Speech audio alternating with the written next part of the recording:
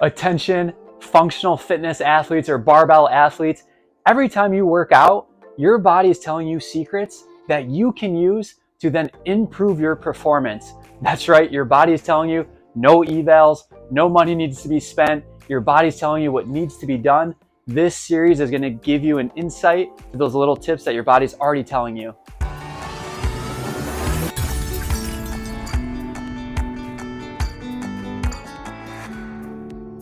You are landing from a jump and you notice that your legs are staying straight and you're in this hip hinge position with your chest forward. Why is that happening? What's the secret your body is telling you? What's keeping you from landing like this? Soft knee, hips back.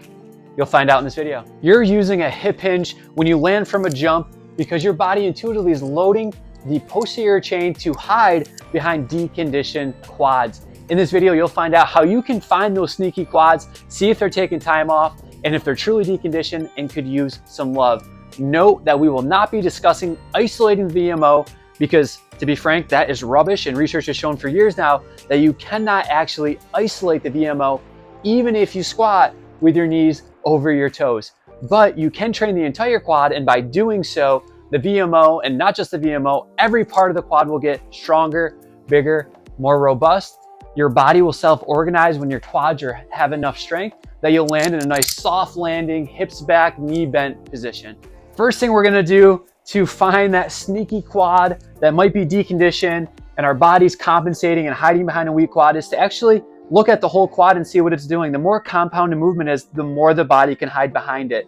So we're gonna get in this position. Brandon's gonna be doing a quad extension so that we can look at the entire quad and see what is its force output while putting objective number to it. Brandy, go ahead and kick out. So we're at 90 degrees, you can see her leg moving. She's pushing against this, trying to flex that quad. Let's go look at that quad. Brandy's got some nice quads. And you can see that this gives us a number, an objective number that we can use to now compare to the other side. You might be saying, well, I don't have that piece of technology at my home gym. Good news, this thing is extremely cheap. We're gonna put a link down in the show notes for you if you're interested in getting this and having it so that you can look at it and you can assess, not guess, to see are your quads conditioned or deconditioned. In the first video, we looked at isometric force output by using dynamometry to get an idea of what force can our quad produce. Again, that was an isometric. Now we want to bump it up. We want to look at its concentric, eccentric capabilities, and we're going to compare it from one side to that other side. We want to look more towards this hypertrophy, more towards this strength realm. So we're going to do about an 8 to 10 rep max on each side. If you are at a gym and you have the leg extension machine where you can kick your leg up against that, great machine to use for this as it's helping to look at the quad and taking some other muscles out of the equation. If you have a home gym and you don't have that machine, Monkey Feet makes this awesome attachment. We'll put the link down in the show notes if you're interested in getting one. Note that it's not as inexpensive as the previous tool that we showed you, but it's a great tool. It turns any of your dumbbells or kettlebells into a machine that you may not have at your home gym. So we have the Monkey Feet attachment, we have the dumbbell. I'm gonna go for an 8 rep max on my left side to see how much weight can I do for 8 reps, and then I would rest, and I'm gonna do it on my other side, and I'm gonna keep working up in weight until I find what is that 8 rep max or 10 rep max on my left compared to my right. That'll give me a good idea of how much love I need to give one of my quads to get back to be able to jump with a nice soft landing. In the first 2 videos, we looked at starting to isolate the entire quad to see what is its force output and getting a profile of one side versus the other side to see how much love do we need to give these side, because once your quads are strong, your body will self-organize to get a nice soft landing mechanics. We don't have to cue anymore. Land with your knees soft, get your hips back. But now, after those 2, we're gonna start to bring it back to a compound movement pattern, and we're gonna use the Bulgarian split squat to do so. So rear foot's gonna be elevated. Now the way that you do this exercise matters if we're looking at the quads, because if Brandy leans forward and then starts to squat down, she's loading the posterior chain, hiding behind those deconditioned quads, which you can tell by looking at her quads. Those are not deconditioned. They are very conditioned, awesome quads.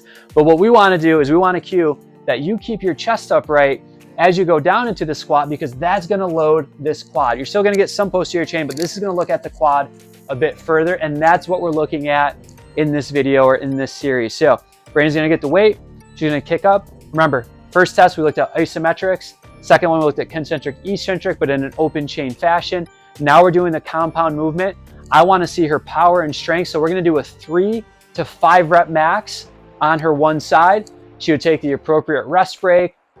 And then we're going to load up weight until we find out what is her 3 rep max on the one side and then compare that over to that other side. In this episode, we learned how to take this stiff leg, chest forward, jump landing, and turn it into this soft knee, hips back, squat, landing.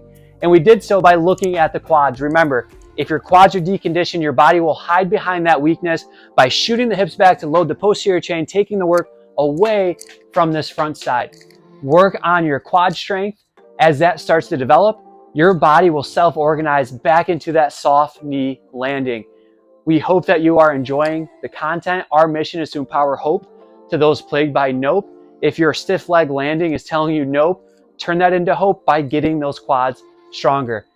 Please take a moment to like, subscribe, and share this with a friend so we all start to improve our jump landings and have more confidence jumping off of structures, because that's just fun.